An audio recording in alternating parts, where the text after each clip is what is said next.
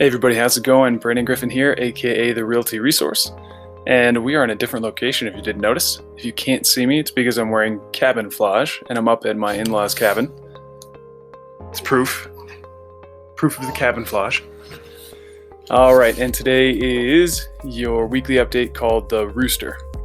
So today, let's see here, we've got a really good article by Curbed, and it sums up what I've been saying in a lot of my videos about housing prices and how we're not likely to see a downturn like many people are maybe hoping for.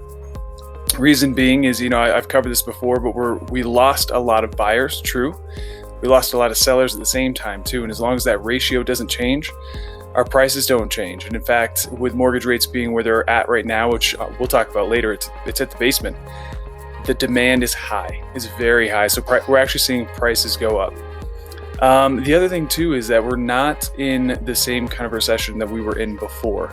The last recession was caused by housing. Everyone before that, housing actually went up in the Denver metro area. We still don't know how the forbearance is going to shake out, the liquidity crisis that I've been covering, and that's going to play a big factor in what we see into the future.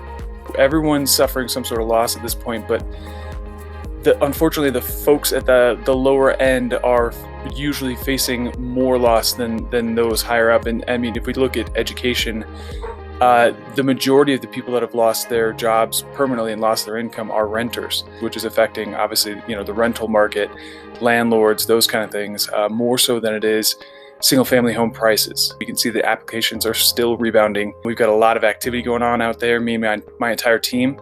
We had our meeting this week and everybody's facing some sort of bidding war. Some up to 25 offers on a given house.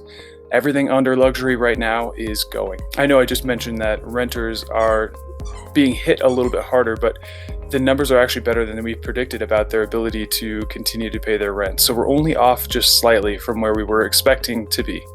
Many are actually able to pay their April and May rents. So that's a very good thing. If you are having trouble, I've recorded videos about what specifically you need to do, so please check those out. There's a great article from the Wall Street Journal about Moderna's phase 3 trials. They're already testing thousands of people, including those 55 and up. Historically, about 16% of vaccines really make it through all the way to approval, because that's really going to determine how we recover in the long term. The first doses are likely to go to high-risk populations.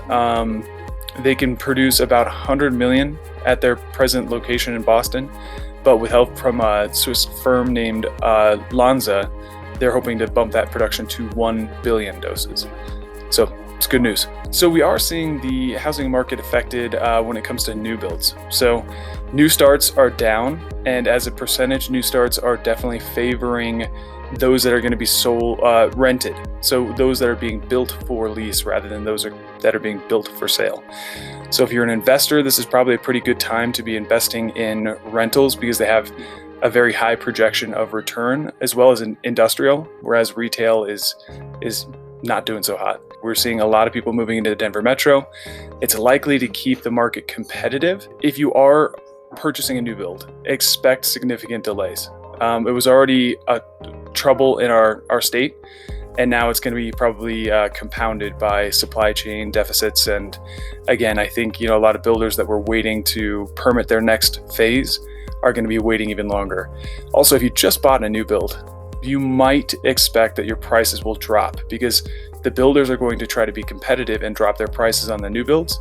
So you might actually see the same house that you just bought going for less from the builder. So sit tight.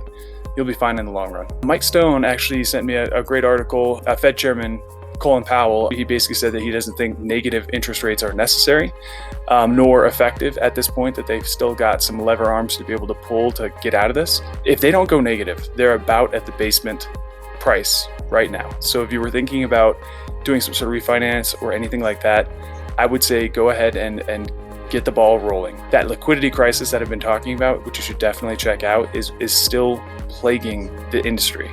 So many different players are not able to do what they used to do, and when they're not able to perform in the way that they used to, they charge more. This is the time to shop. This is the time to use a trusted professional, someone that would tell you if they didn't have the best deal for you.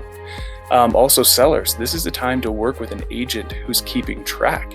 because a lot of these companies are maxing out their warehouse lines, which means that those loans might not go through. You need to know which players are hurting. We're actually here in the mountains, so we're going to talk a little bit about mountain trends because they tend to follow Denver Metro's trends just a little bit behind. And each mountain town is very different. Today at the Live at Lunch at 12:30, we're going to talk to Monica Graves. She is our mountain properties partner for our brokerage, and she's going to answer any questions that you might have. So please tune in for that. And until next week, we'll be back in the office, but have a good one. Stay safe, stay home, stay healthy, and we'll see you. Bye.